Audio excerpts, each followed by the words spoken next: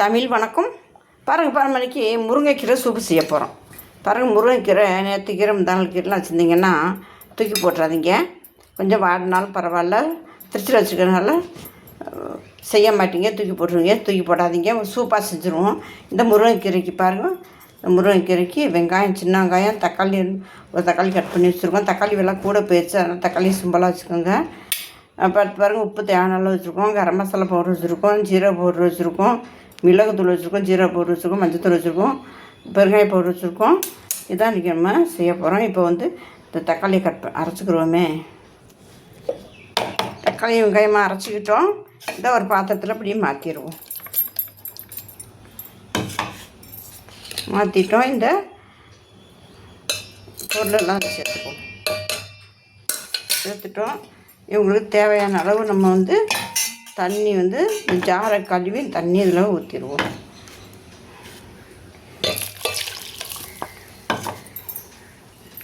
பாருங்கள், நம்ம இப்போ தண்ணி தேவையான அளவு போட்டுக்கிடுவோம். ஒரு லிட்டர் தண்ணிக்கு வச்சுக்கிட்டோம். கூடவே என்ன செய்கிறோம், இஞ்சி பூண்டு விழுது. பாருங்கள், இஞ்சி விழுது. அடுத்து பாருங்கள், பூண்டு விழுது. இப்போ இதில் எல்லாமே போட்டோம். கீரை தவிர பாக்கி எல்லாம் போட்டோம். பாருங்கள், இதை இப்படியே எடுத்து வச்சு ஸ்டவ்வை பற்ற வச்சு கொதிக்க விட்டுருவோமே. பாருங்கள், இப்போ தான் கொதிச்சு வருது. ரசம் பாருங்கள், இப்போ தான் கொதிச்சு வருது. இன்னும் கீரை போடுறது நம்ம இன்னும் கொஞ்சம் கொதிக்கட்டுமே. பாருங்கள், நல்லா கொதிச்சு வருது. இந்த சமயம் இந்த கீரையை சேர்த்துருவோம். இதில் நல்லா கழுவி தண்ணி இல்லாமல் வச்சுருக்கோம். இதை சேர்த்துருவோமே. இதில்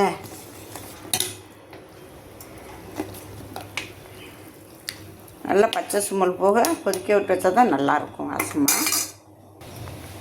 கீரையை போட்டுட்டோம், நல்லா வேகட்டும். கீரையும் இந்த சாறு இறங்கட்டும். கொஞ்சம் மூடி வச்சுருவோம். பாருங்கள், நல்லா வெந்துருச்சு.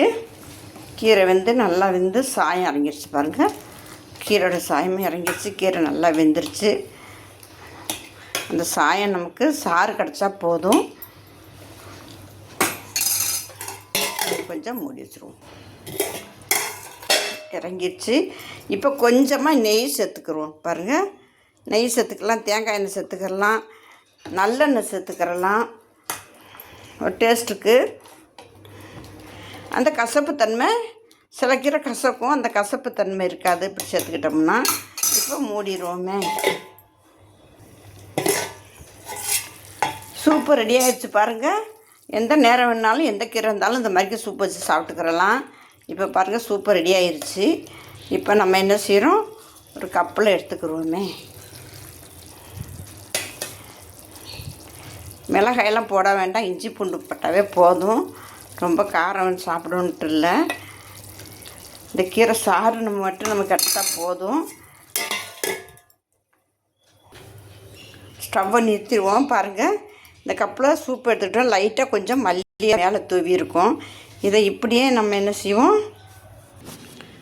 பாருங்கப்பா, இந்த ஸ்நாக்ஸை பாருங்கள். இந்த ஸ்நாக்ஸ் பச்சை பயிறு முளைக்க வச்ச பயிர் எடுத்துருக்கோம். பாவக்காய் சிப்ஸு, பாவக்காய் காரம் சிப்ஸ் வச்சுருக்கோம். கடையில் வாங்கினது தான் இது. பாருங்கள், பச்சை பயிறு, வறுத்த பயிறு, பச்சை பயிறு, இது கடையில் வாங்கினது தான். இந்த சிப்ஸு கடையில் வாங்கினது தான். நம்ம இந்த சூப்பு அருமையான மெத்தடு. பாருங்கள், இந்த சாயந்தரம் வரும்போது, ரொம்ப தாகமாக வரும்போது, என்னடா சாப்பிடணுன்னு வரும்போது மொறுன்னு சாப்பிட்டுக்கலாம். பாவக்காய் சிப்ஸு உடம்புக்கு ரொம்பவே நல்லது. இந்த பயிர் ரொம்பவே நல்லது. இது முளைக்க வச்ச பயிர், அழகாக முளைச்சிருக்கு. பாருங்கள், முளைக்க வச்ச பயிர் அழகாக முளைச்சிருக்கு. நம்ம வீட்டிலையே ஊற வச்சு முளைக்க வைங்க, கடையில் வாங்காதீங்க. இந்த சூப்பு பாருங்கள், அருமையாக இருக்குது. சூப்பு, முருங்கைக்கீரை சூப்பு, இது எல்லாம் இந்த ஸ்நாக்ஸு எல்லாம் சாப்பிட்டுட்டு இந்த சூப்பில் ஒரு டம்ளர் சாப்பிட்டிங்கன்னா போதும். அருமையான மெத்தடு. காசு இல்லாத காசு கொடுத்து வைத்தியம் பார்க்காம இந்த மெத்தடில் சாப்பிட்டோம்னா காசு கொடுத்து வைத்தியம் பார்க்குறத நம்ம குறைச்சிக்கிறலாம். பாருங்கள், அருமையான முருங்கைக்கீரை சூப்பு. இந்த ஸ்நாக்ஸை சாப்பிட்டுட்டு இந்த சூப்பை சாப்பிட்டிங்கன்னா ஒரு வேளை சாப்பாடாகவும் ஆயிரும். 3 மணிக்கு பசியானப்பலையும் இருக்கும். இது 3 மணி ஸ்நாக்ஸு. அப்புறம் உங்கள் ஃப்ரெண்டுகளுக்கு ஷேர் பண்ணுங்கள். தமிழ் வணக்கம்.